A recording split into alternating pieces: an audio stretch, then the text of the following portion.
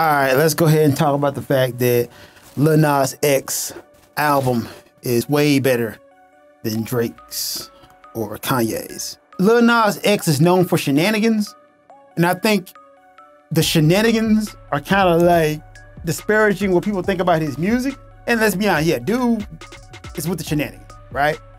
I will argue shenanigans is a part of the business now, and it always has been a part of the business. Queen dressed up in drag for the I Want to Break Free video. Hell, Prince had assless chaps. Bruh. You know, singing. Shenanigans, bro. Like, shenanigans has always been out here. I don't see why like we acting like shenanigans ain't new. But I think because of those shenanigans Lil Nas X pull, that people are like, yeah, I ain't gonna listen to his music. But if you listen to his music, man, the music ain't that bad. Lil Nas X, Drake, and Kanye West album are damn near the same album. All three of them are auto-tune heavy. There's a fusion between like rap and pop in all three albums. And it's experimental in that sense. Like all three albums are in the same vein. So if you're saying that like Lil Nas X is not your cup of tea, but you're listening to Drake or Kanye, then you're kind of full of shit, man. Because they pretty much on the same lines with all genres. A lot of genre bending going on in all three of these albums. All three of these albums have a lot of singing, a lot of auto-tune. They beating the hell out of that auto-tune. And there's some bars. Like, yo, I challenge you to listen to $Slime and not say that junk hard. It's just a good song, bro. Not to mention, Lil Nas X features are better than all the features on Kanye or Drake's album. Just being honest, the beat selection.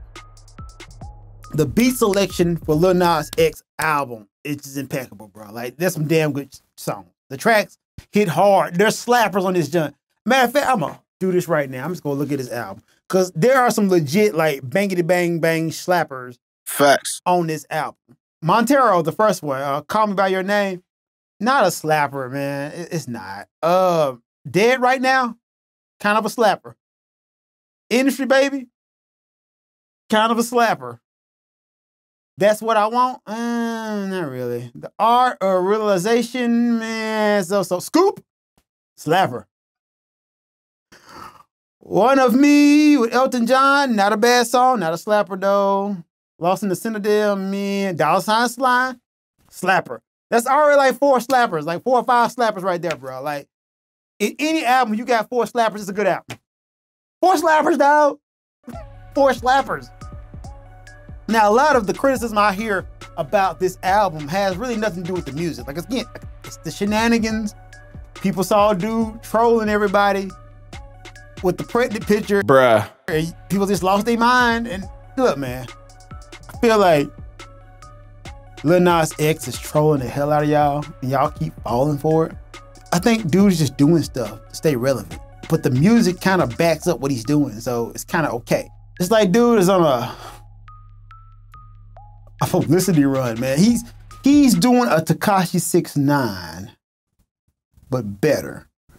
Because Tekashi 6ix9ine's trolling was predicated on him being a gangster, which was always bound to fail because at some point in time, you're gonna have to show and prove. It was always bound to fail. But Lil Nas X whole publicity is steeped in me being comfortable where I am.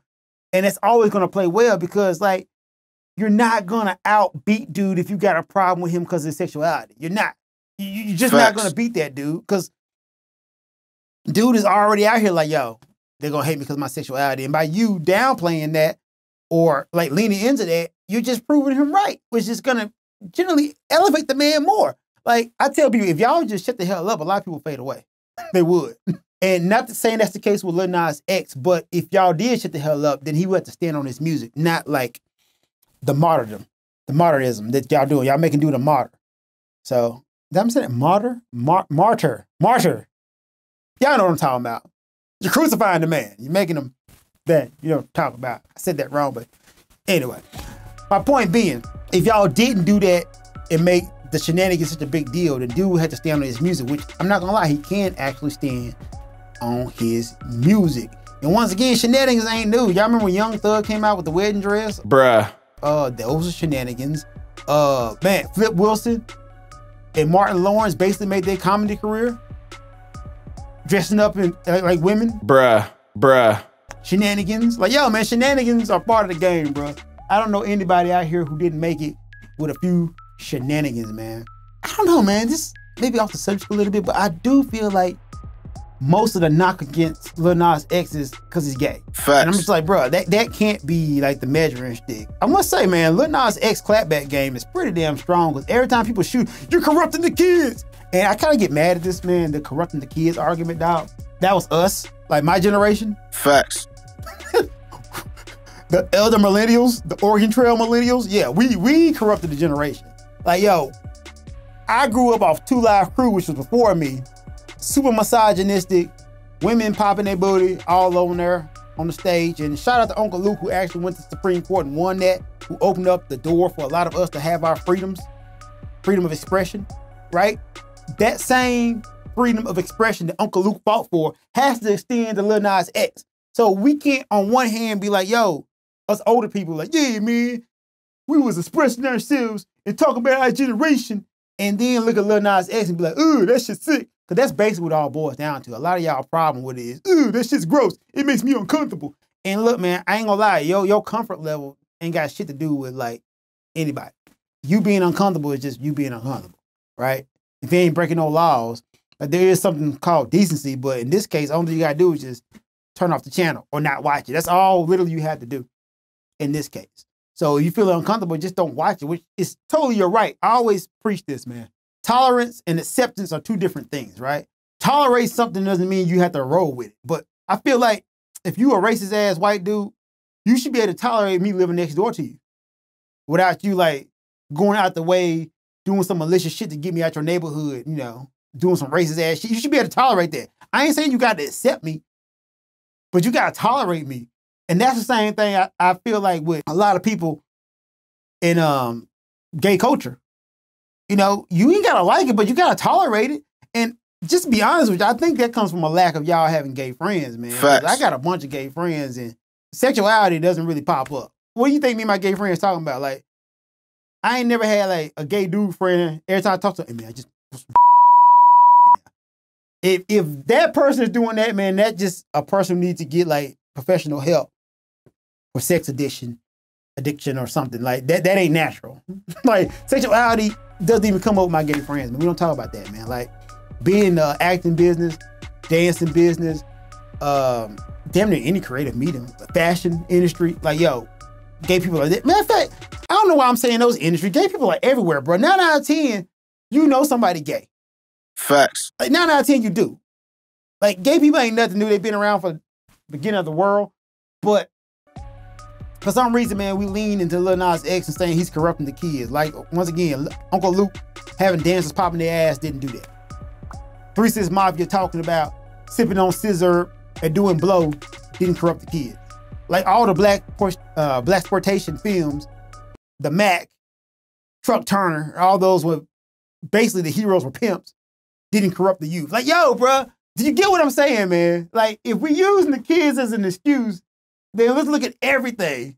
Let's look at how my generation got fucked up. Because if my generation is fucked up, because they said the same thing about my generation. My generation is fucked up, it's because of the Mac, which is a damn good movie. Everybody go watch the Mac. Lil Nas X is a weird one for me, man. Like, because I feel like, kind of like with Yachty, the gimmicks are kind of overshadowing the music. But unlike Yachty, Lil Nas X is actually making decent music. His album was mixed impeccably, dog. Like, seriously, the tracks, the mix, sonically, that shit is good. It's a fully polished album. And in comparison to, like, Kanye's album was kind of a hot mess, man. It was like an undercooked, hot mess of ideas. Like, the genius was there in Kanye West's album, but it seems like something that should have been in the oven a little bit longer, bro. Like, Kanye said that the label put out his album early, and at first I was scoffing at that, but I ain't gonna lie, man, I kind of may think that's the case, because listening to his album, like, yo, dude, like, this could have, like, been classic level shit with some development. And the thing with Drake, like I said in a random show episode, Drake has a formula, and he's not deviating from the formula. There's a Drake formula, which becomes taxing after a while, because you know what Drake is gonna give you, which is a solid formula because it got him to the top. But overall, the Lil Nas X album hits harder than both of those albums. And you want to be honest, dog, maybe the most underrated album of this year has to be that J. Cole and that King Disease 2. Facts. Like, those are two great albums. Matter of fact, I ain't gonna lie, dog, there's been a lot of good albums this year. We talking about like the major albums, but that Z Looper's album was good. Van Gogh's Left Ear, that was a damn good album, man. Shout out to the homie Mega for putting me on that. Man, matter of fact, a little revisionist history going on, but that Arm & Hammer record wasn't a bad album. Like, it's been a lot of good albums coming out this year. And if you're looking for good albums, make sure you listen to L-Spade 2 coming out in November. DJ L-Spade. But I don't know, man. Once again, I feel like it's a lot of criticism to be levied on anybody, and you have a right to have an opinion, but just get into the music. Lil Nas X has a damn good album, and you should give it a chance, in my opinion. And if you don't, I don't give a damn. Just my opinion. Just make sure you listen to L-Spade 2.